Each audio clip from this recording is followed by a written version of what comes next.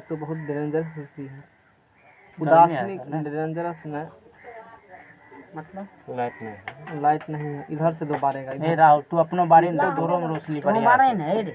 उदासीनीकरण प्रतिक्रिया। लाइट से इसका हम लाइट का अथी बढ़ा देता है। उदासीनीकरण प्रतिक्रिया, न्यूट्रलाइजेशन रिएक्शन,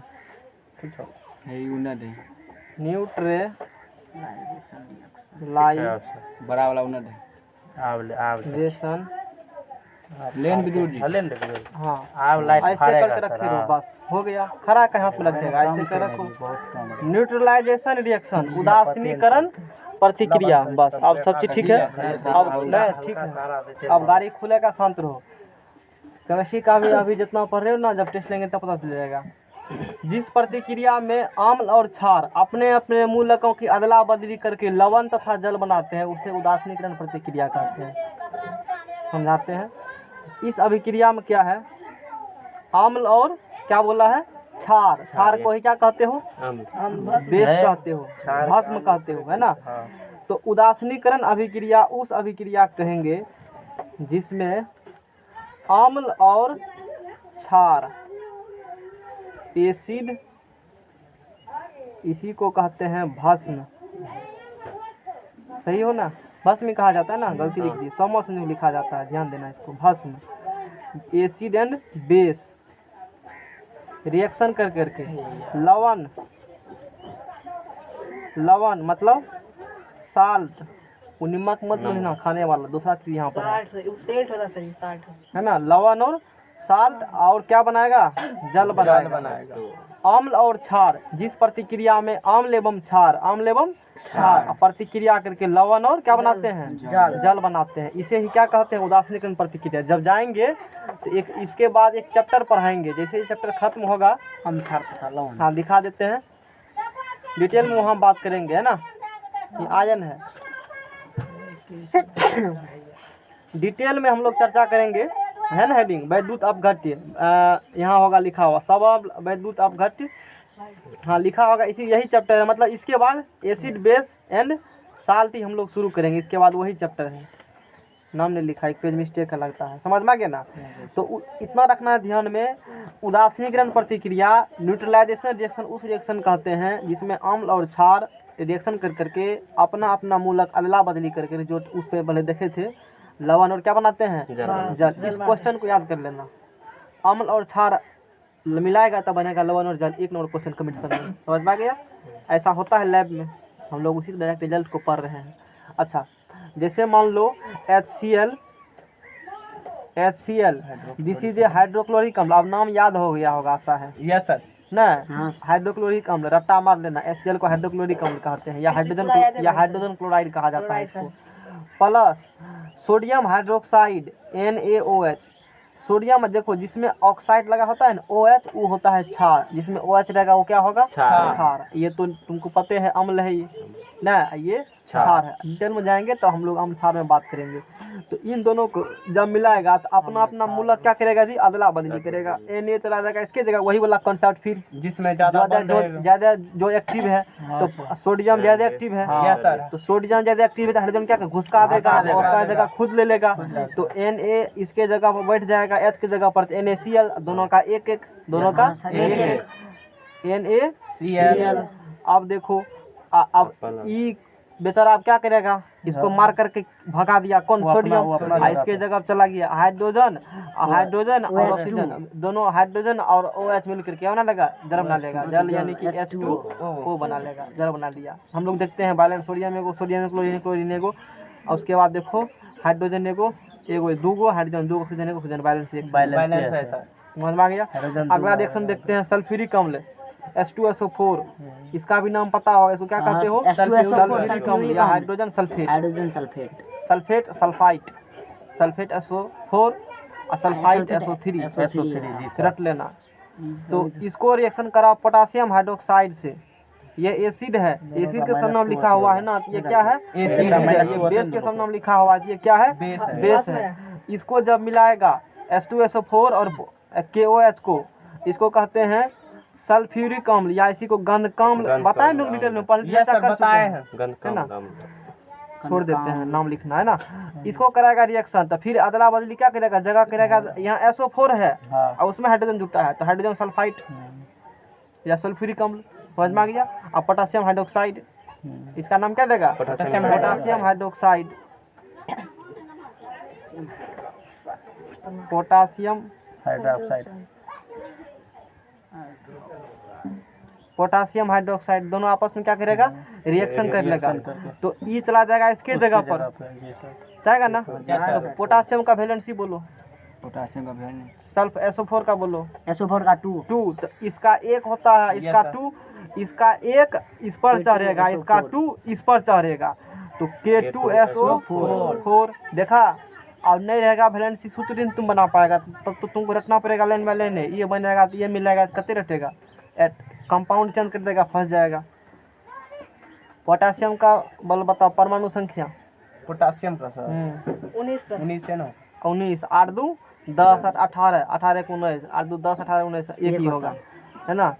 अब देखो K2SO4 अब प्लस ये बना लिया हाइड्रोजन बेचारा, फिर जल सीधा अम्ल और भस्म को या क्षार को मिलाएगा तो लवण और क्या बनेगा, जल बनेगा। लवण बन गया ये जी सर। उसके बाद क्या बनेगा, जल बनेगा। समझ में आ गया, यस सर। इसको समझ में नहीं आया यहाँ तक, यही इसी रिएक्शन को कहते हो, क्या कहते हो, उदासीकरण प्रतिक्रिया। रिएक्शन। अब देखो नेक्स्ट, देखो नेक्स्ट है ऊष्माक्षेपी। उन्हें बारे में ऊष्माक्षेपी ऊष्माक्षेपी अभिक्रिया, के थर बेचते ऊष्माक्षेपी अभिक्रिया एक्सोथर्मिक रिएक्शन,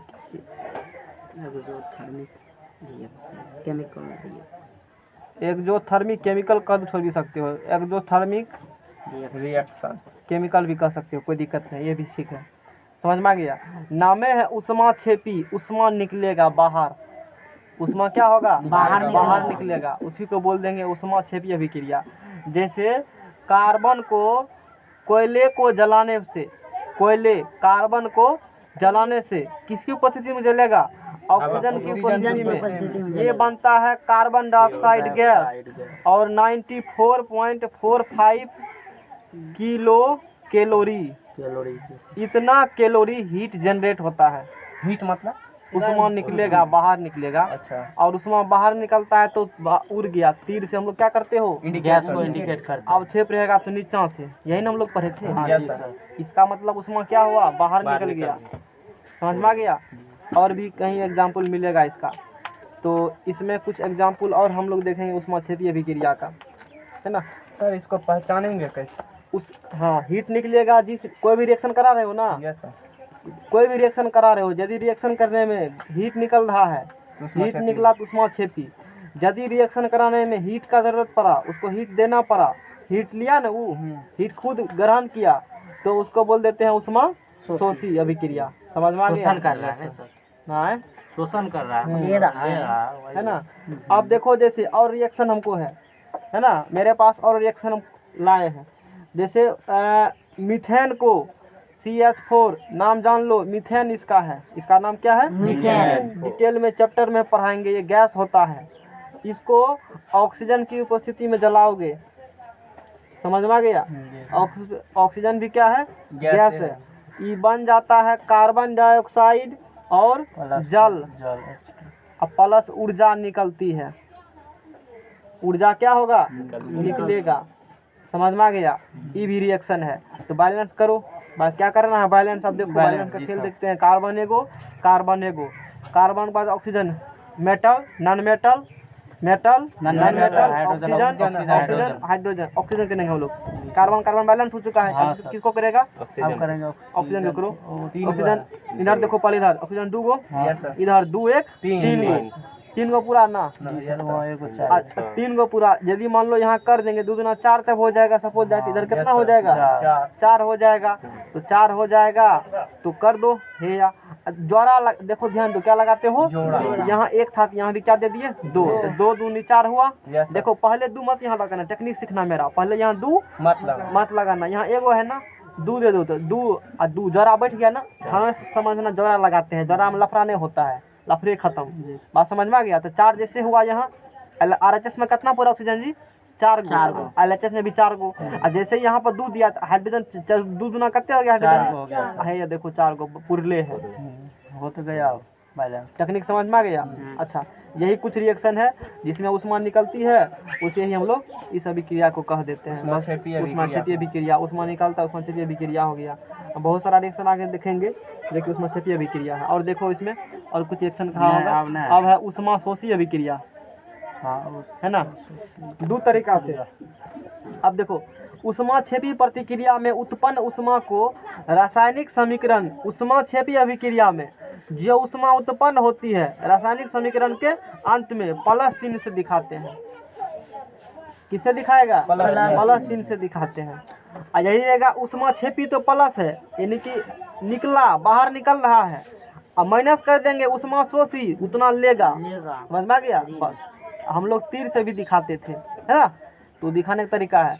6 नंबर अब देखेंगे बस यही रिएक्शन लिख देगा, पूछेगा बताइए उष्माक्षेपी या उष्माशोषी। प्लस में कुछ जुटा है तो उष्माक्षेपी और माइनस है तो उष्माशोषी। इतने को ध्यान रखना है बात में। उष्माशोषी प्रतिक्रिया कई किताब को मिला करके तब बताए हैं सिस्टमेटिक रूप से। उष्माशोषी प्रतिक्रिया इसका था एक्जोथर्मिक, इसका होगा इंडोथर्मिक। इंडोथर्मिक रिएक्शन हो गया। एंडोथर्मिक रिएक्शन जिस प्रतिक्रिया में उष्मा का शोषण होता है, यानी कि उस रिएक्शन को कराने के लिए अलग से उष्मा देना पड़ता है, अलग से उष्मा देना पड़ता है। तो नाइट्रोजन तथा ऑक्सीजन की प्रतिक्रिया से नाइट्रोजन तो N2 और ऑक्सीजन O2 इसकी प्रतिक्रिया से नाइट्रिक ऑक्साइड बनेगा। नया नाम आया लिख देते हैं, इसको कहते हैं nitric oxide. Nitric oxide nitrogen और ऑक्सीजन की प्रतिक्रिया से नाइट्रिक ऑक्साइड बनता है। और इसमें 43 पॉइंट इस अभिक्रिया को कराने के लिए इतना किलो कैलोरी उष्मा की जरूरत होती है। उड़ गया समझ में आ गया। कुछ एक्स्ट्रा फैक्ट हम लोग मैंने से दिखाए हैं ना, तो उससे होगा। हाँ समझ में आ गया। और कुछ फैक्ट नहीं है। रिवर्सेबल को थोड़ा सा हम लोग डिटेल में पढ़ेंगे, यहाँ थोड़ा सा कैंची मार के बताया गया लगता हमको, है ना। अब देखो ये देख लिए हम लोग, इसमें भी डिस्कस किया होगा, वियोजन किया होगा डिस्कशन। उसके बाद ठीक है, इतना ही फैक्ट्स है, अब ज़्यादा कुछ नहीं छोड़ो इसको, है ना। सब चीज़ तो इसका निकाल कर हम पढ़िए लिए ना।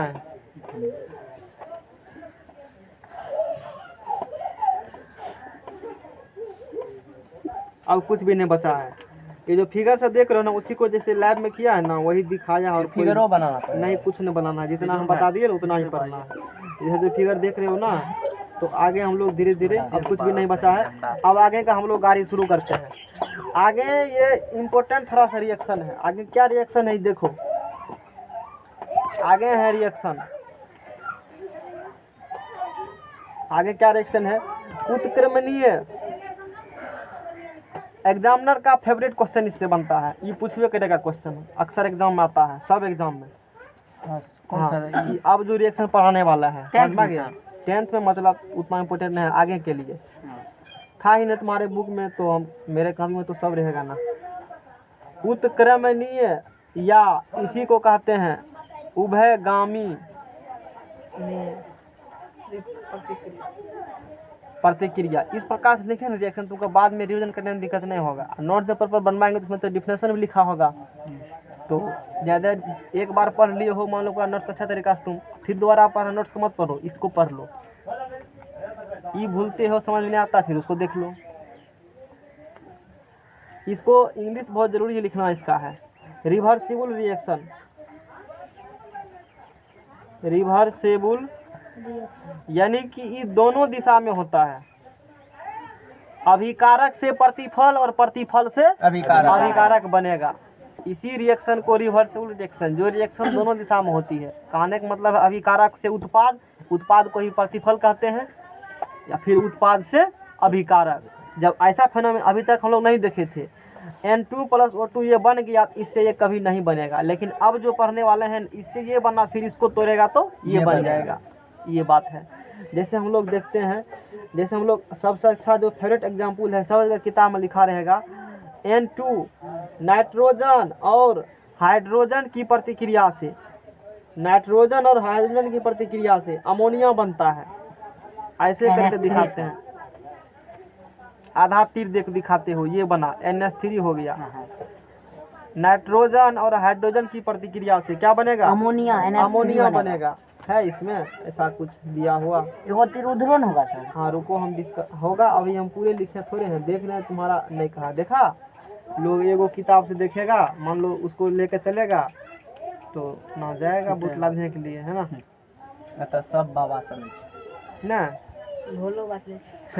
चलो तो हम लोग इसको देखते हैं। नाइट्रोजन हाइड्रोजन की प्रतिक्रिया से NH3 बनेगा, अमोनिया बनेगा, बनेगा ना। और फिर अमोनिया को ब्रेक करने पर रिएक्शन से हुआ ना, तो अब दिखाएंगे ऐसे, हाफ एरो से दिखाते हैं। किसे दिखाते हैं? इससे ये बना और इससे ये बना।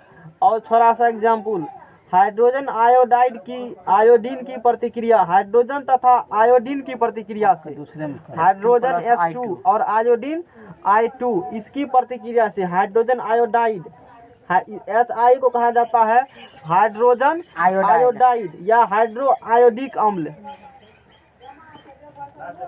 हाइड्रोजन आयोडाइड या हाइड्रो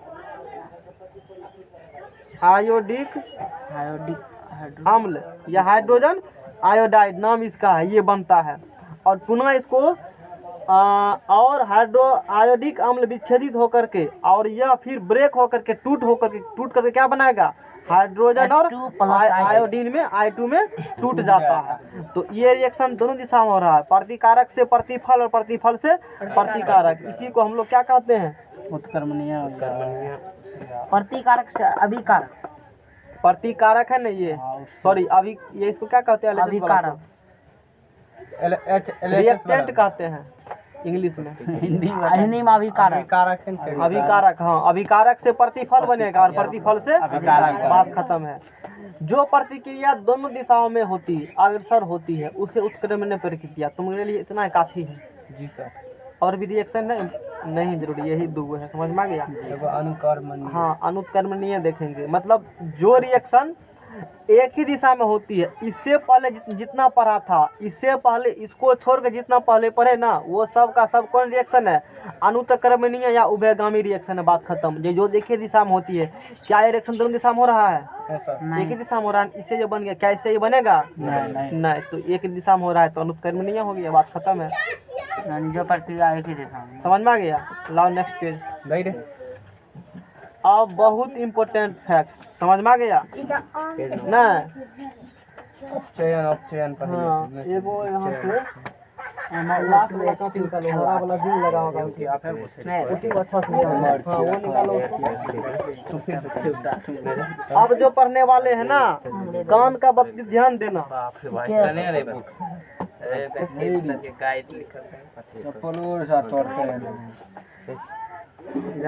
रिवर्सेबल रिएक्शन वही है, हाइड्रोजन और आयोडीन का है, दोनों दिशा में हुआ है।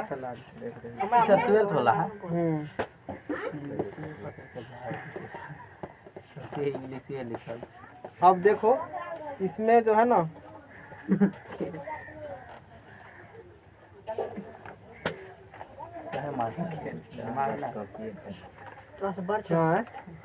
क्या हुआ? 50,000 की कॉपी निकल गई। सर जी घरे कॉपी से कॉपी। हाँ वो तो है, 100 से उससे आसपास से मतलब रह ही रखो। अब देखो, लाओ नेक्स्ट, इसको पेज हटाओ, नेक्स्ट पेज लाओ। इसका हम अलग डिश भी बनाएंगे इस लेक्चर। जी सर। हाँ बढ़िया, क्योंकि ये थोड़ा सा दमदार चैप्टर। हटाओ सब अलग अलग को।